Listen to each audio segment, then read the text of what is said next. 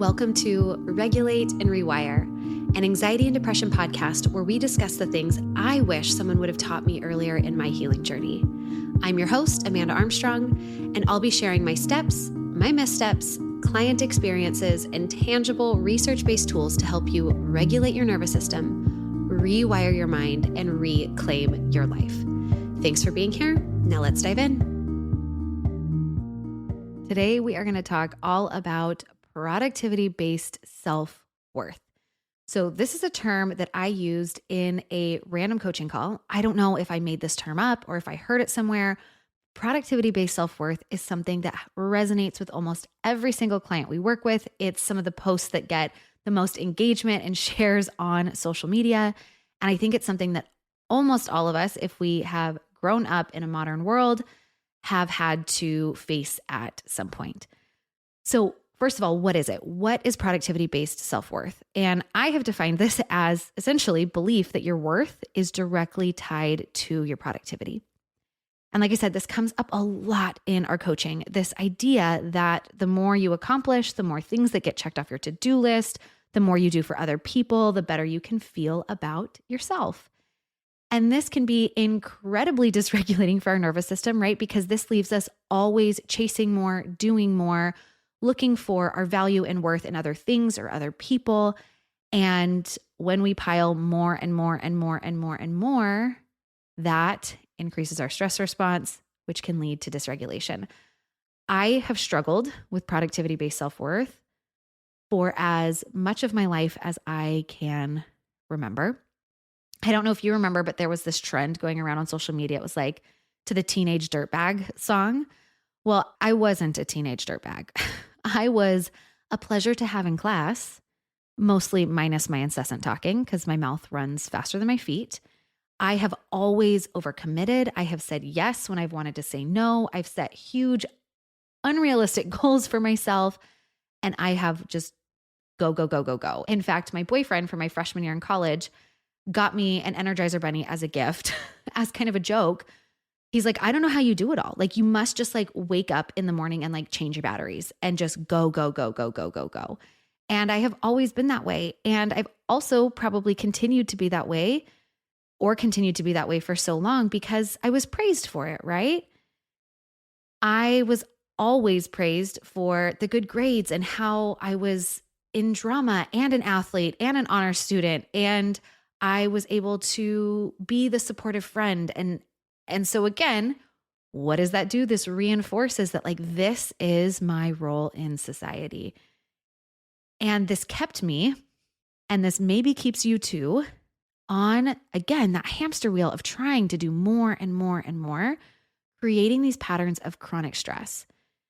And I truly believe that most of what I came to experience as anxiety and depression was rooted in productivity-based self-worth, this need to do more and more and more until it ultimately became crushing and shut down my system. And like I've already mentioned, right? I was the girl that everyone could count on who could juggle so many things. In high school, I took a full load of classes, many of which were honors. I was on the track team. I did performing arts. I also had a part-time job. I was active in my church. And again, not because I had to, but because I chose to do all of these things. And then there was a particular semester of grad school. Oh, friends, this is bananas. I was taking 22 units of grad school credit. Like, I think the normal is 12, while doing my thesis research, working at a gym, and I maintained status as being the president of my university's Habitat for Humanity Club. Cool. How did I do that? Well, I probably just didn't ever sleep. And then one night in my mid-20s, and this is important because I think this is where a switch flipped for me. This is where I think I finally started to turn the corner and realize that this was not sustainable. This was not going to work for me. So I remember this one night in my 20s where I was looking at my to-do list at the end of a really long day. And I thought to myself, someone busier than you is doing better than you. I'm going to repeat that. Looking at my to-do list, what crossed my mind was someone busier than you is doing better than you. Meanwhile, at this point in my life, I am working full-time at Google, part-time at a CrossFit gym. I am completing my master's thesis. I am serving pretty actively in my church. I have a dog. I'm attempting a social life. And I'm also doing almost daily check-ins with one of my sisters whose mental health was in a really, really dark place. And I had the audacity to think to myself that someone busier than you is doing better than you. And the truth is, I'm sure that I told myself this a million times.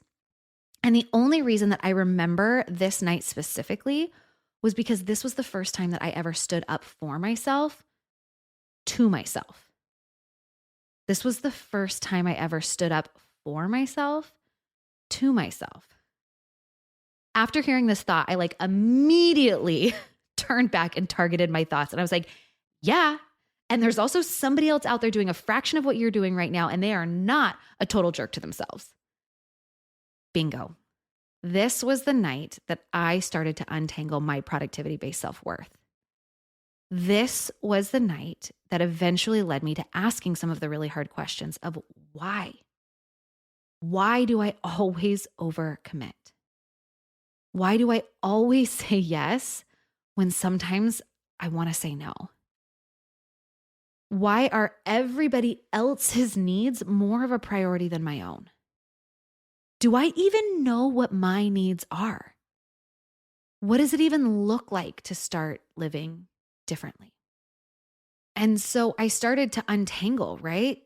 This question of why do we tie our self-worth to our productivity? And I started to see a lot of personal reasons why I did, and I'll share those in a minute. But the reality is we have learned to tie our self-worth to our productivity because we've been taught to. Modern society, especially American society, which is where I live and I've grown up, is built around productivity. And there's this rhetoric that if you work hard, you can be and do and have anything that you want. And it's coupled with this incessant messaging that tells you what you should want. And what you should want is always more. More money, more time, a better job title, bigger house, a thinner body. And this unconscious messaging, I realized, was echoed in my own home. So my dad owned and operated his own business with his brothers. And my mom is and was a superhero of a stay-at-home mom of 4 kids, of which I'm the oldest, who almost always had us involved in so many activities and did so many fun things in the home as well. I remember as a joke one Christmas, we got her a pillow for her car that said Mom's Taxi. I don't know when my mom left her car, toting us all around to all of our different things. For once, and she went above and beyond with everything, right? One summer she rented an incubator so that we could hatch ducks. And another summer, I remember she got this full setup so we could watch caterpillars go into cocoons and turn into butterflies. We had tadpoles turning into frogs. I had an incredible childhood. But one thing I don't ever remember from my childhood was my mom just sitting down to enjoy herself. I don't ever remember my mom telling us no in order to say yes to something for herself. I don't remember very many, if any, times where help was asked for. And when it comes to what I saw from my dad, right, for most of my childhood, he left before the sun was out and came home after dark, Monday through Friday. Long hours and weekend emails were normal for him, right? He's running a business. And my child brain, what I came to realize is that my child brain created this narrative that this is what it takes to be successful and that it's important to be successful. That long days and always being at least a little stressed out by work is what it takes. I don't know. And again, at the risk of making my parents feel a little uncomfortable sharing this, I love you both dearly. You gave me an incredible childhood. And I'm not saying anything here that I haven't said to you already, right? But looking back, I can't really remember my dad ever totally disconnecting from work. And it also feels important that I balance this out with my dad and my mom both are incredibly loving and supportive. And it doesn't have to be one or the other. My dad was a bit of a workaholic and he was an incredibly supportive dad. He prioritized being at dance recitals, track meets, football games, etc. for me and my 3 other siblings. And so as I started to untangle this productivity-based self-worth, I did try to find the roots. Like, where did this come from? And I'm not faulting my upbringing for anything. I am a lucky one who had 2 involved parents. I always knew they loved each other, that they loved me. I know that's not the case for many of you listeners, but maybe for others of you it was. You don't have to blame your upbringing, your parents, your environment, your society to acknowledge that the way that you were raised and those experiences impact you today. And even the most well-meaning parents model what was modeled for them in some way.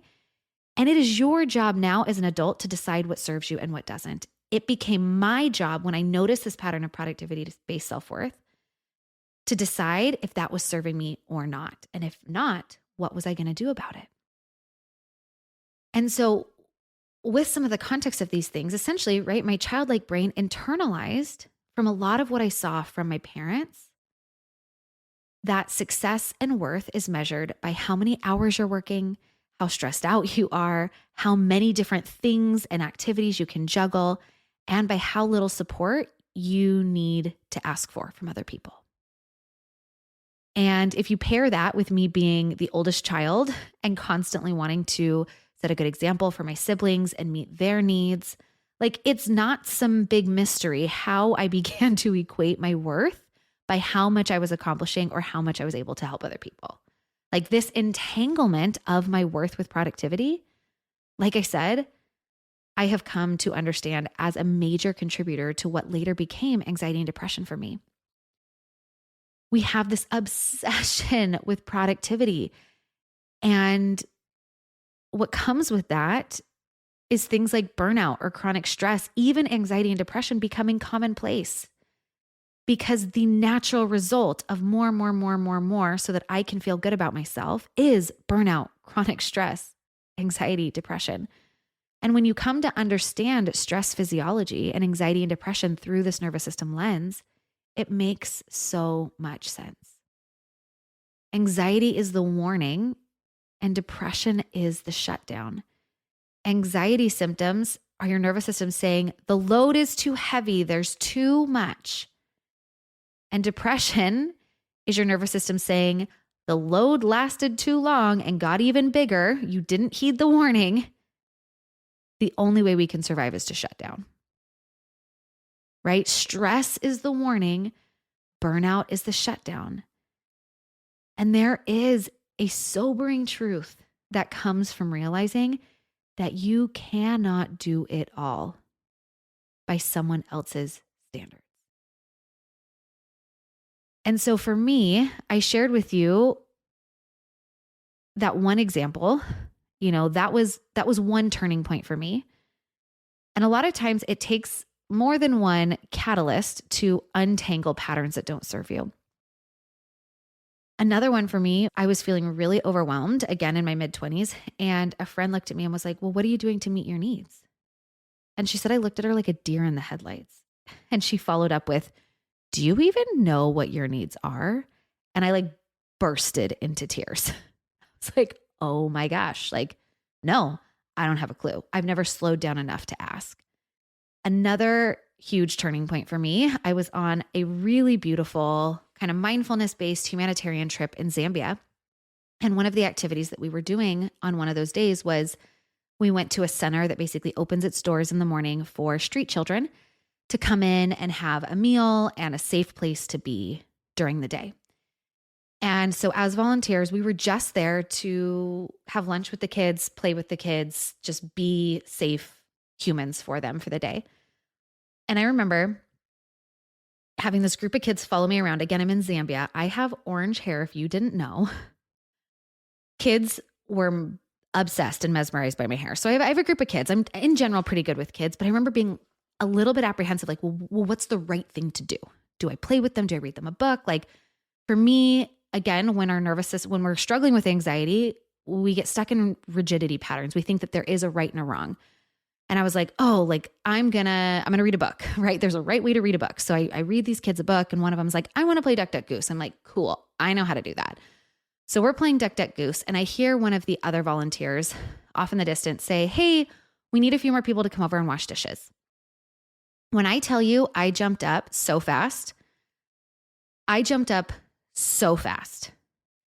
it wasn't until an hour or two later, when I like reflected back on this, I started to sob, realizing I was so much more comfortable with work, AKA doing the dishes, and the like black and whiteness of that task than playing with children. I saw so much more value in productivity and work than I did in play, that I walked away from children who have nothing and no one instinctively. And it took me a while before I could find compassion for the fact that I did that instead of anger. But again, that for me was another thing that flipped the switch of you are so much more attached to and enmeshed with work over play. You value work over play. And then as a mom, right? So my oldest son's name is Cade. And I was having a conversation around like not doing enough at work or something. And a friend said, at one point, again, this is a good friend. This was a verbal slap. She goes, at what point is Cade going to have to start earning his worth too? And I looked at her and I was like, what? And she said, you won't allow yourself to see how much you're doing or how incredible you are, regardless of how much you're doing, because you feel like you always have to do more to be good enough. At what point is Cade going to have to start earning his worth to be good enough? Right? At what point is my son, at what point is my child going to have to start earning his worth? Oh, never, right? My child has worth that is non-negotiable. I don't care if he gets F's in school or A's in school. He is still valuable and worthy just because he exists. He has worth whether he is upset or whether he is happy, whether he is listening or not listening, right? Why was I having such a hard time recognizing that truth for myself?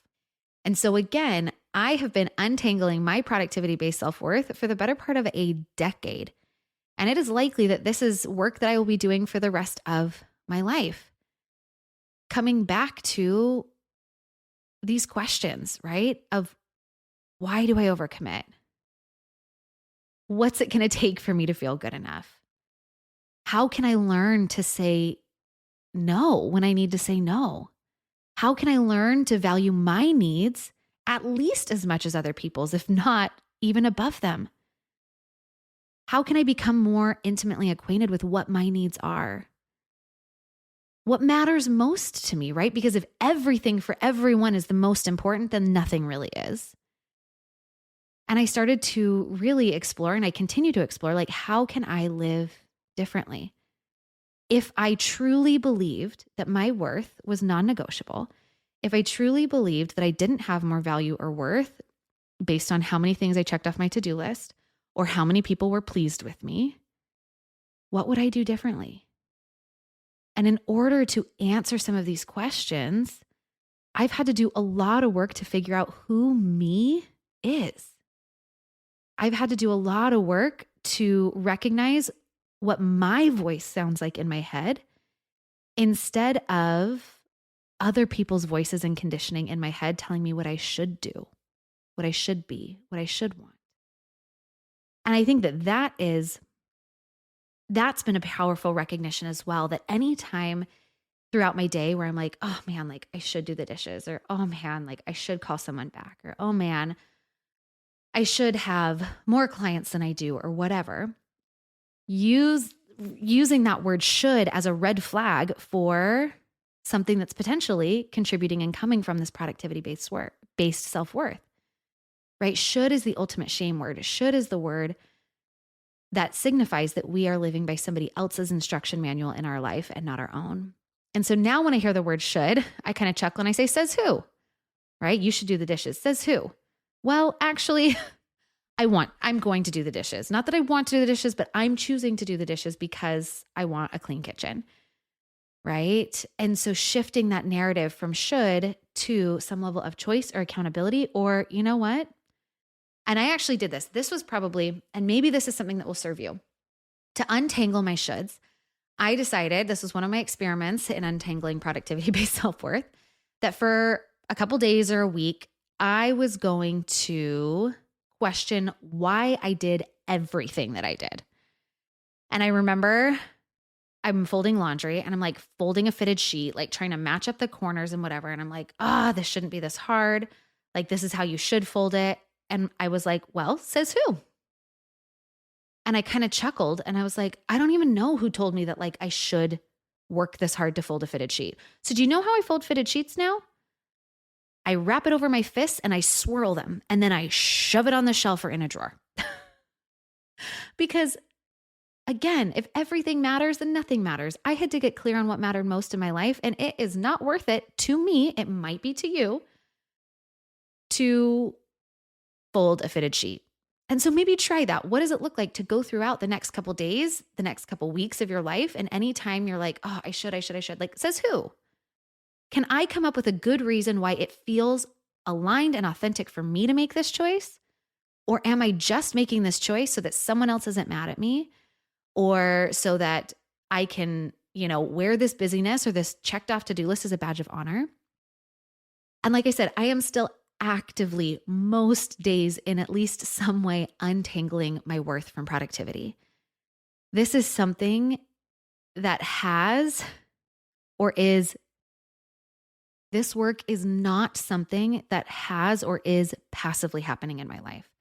I am constantly noticing the urge in my body to do more and using that instead of a cue or impulse to jump into something as a moment to pause, to check in, and to ask myself, like, is this what I really want?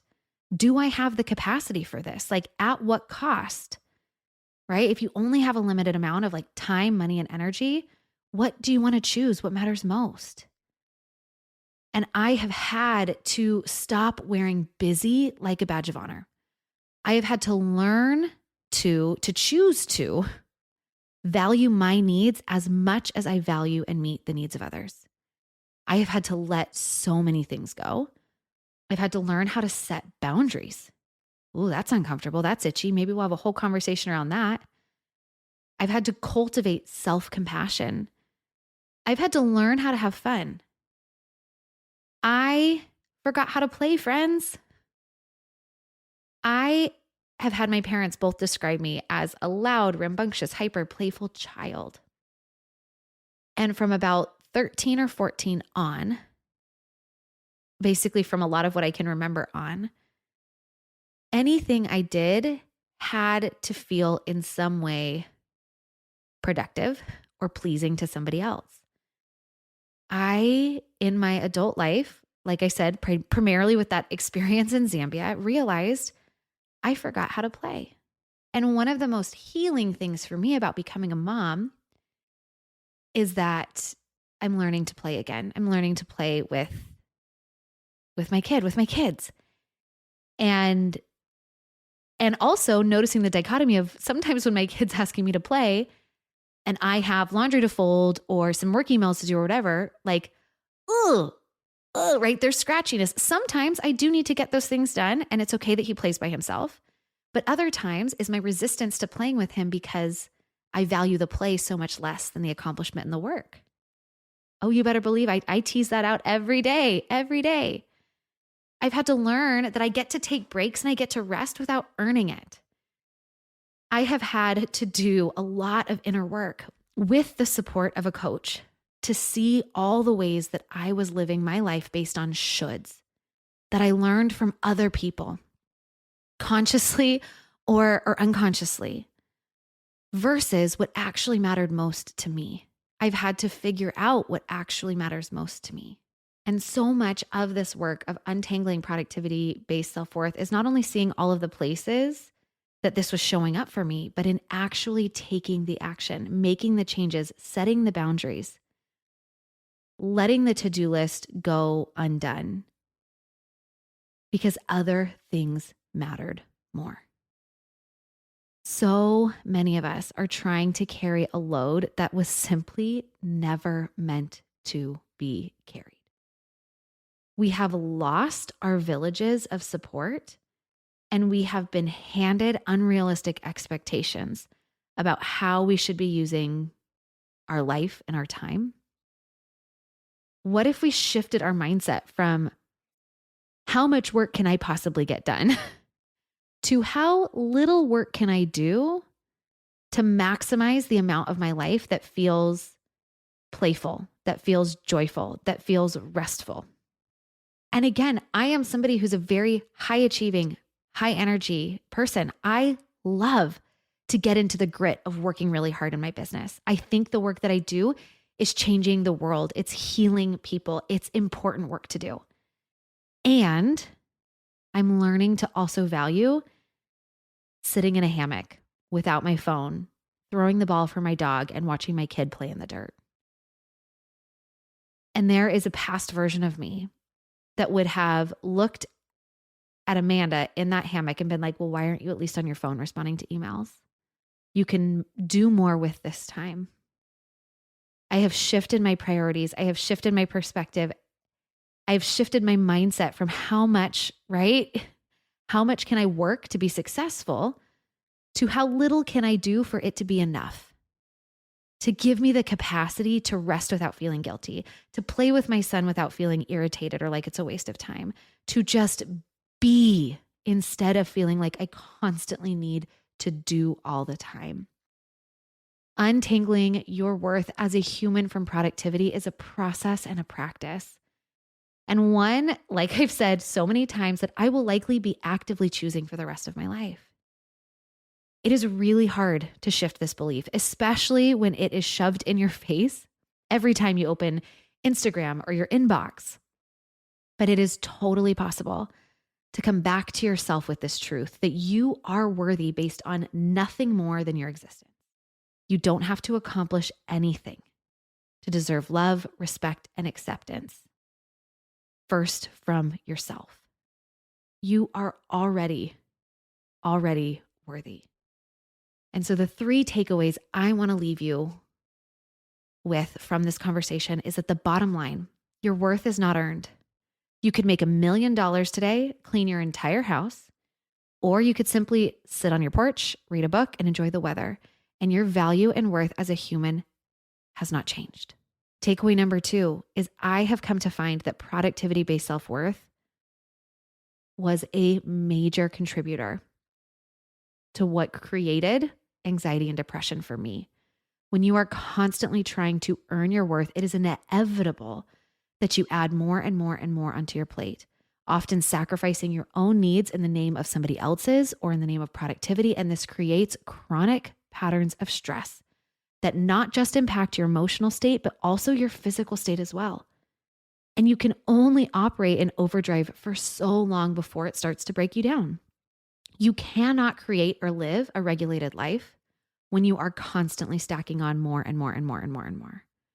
So an action step from this takeaway is to sit down and to do nothing at some point this week and just see what comes up for you. Sit on the couch without your phone, stare at the wall, or try reading a book, something analog. See what comes up for you. How quickly does your brain offer up 10 things that you should be doing instead? Notice what it feels like in your body to rest, right? Does it feel antsy or uncomfortable? And if it does, there's likely some work for you to do here. If you cannot rest with ease, you are living in that sympathetic activated state and likely have some productivity-based self-worth to untangle. And takeaway number 3 is that this untangling work, it has to happen intentionally. It's some tough work. You ask yourself some tough questions, and you might need support in this work. But I invite you to find quiet moments to explore some of these questions on your own with a friend, with a partner, with a therapist, or with a coach. So taking a moment to journal, Why do I always overcommit? What would it look like if I didn't? Why do I always say yes when I want to say no? What would it look like if I didn't? What am I afraid would happen if I did? Why are everybody else's needs more of a priority than my own? Do I even know what my own needs are? And if I did know, what might they be? How can I start to live differently? What matters most to me? And is that what I'm spending the most time, money, and energy on right now? How do I choose what matters most to me more often? What does it look like for me to truly rest or play? What would it look like to build more of that into my life? And as you start to first acknowledge that productivity-based self-worth might be there for you as a driver, and then step into the work of untangling and becoming less enmeshed with that. That's where we give ourselves the space to breathe deeper. We allow our nervous system to not continuously be overloaded. And there is so much healing that can come from letting go of the shoulds from our childhood, other people, our society, and get a lot more clear on what matters most to us and how we can make sure that rest and play are at least just as, if not more important than productivity. Thanks for listening to another episode of the Regulate and Rewire podcast. If you enjoyed what you heard today, please subscribe and leave a 5-star review to help us get these powerful tools out to even more people who need them. And if you yourself are looking for more personalized support in applying what you've learned today, consider joining me inside Rise, my monthly mental health membership and nervous system healing space, or apply for our one-on-one anxiety and depression coaching program, Restore. I've shared a link for more information to both in the show notes. Again, thanks so much for being here, and I'll see you next time.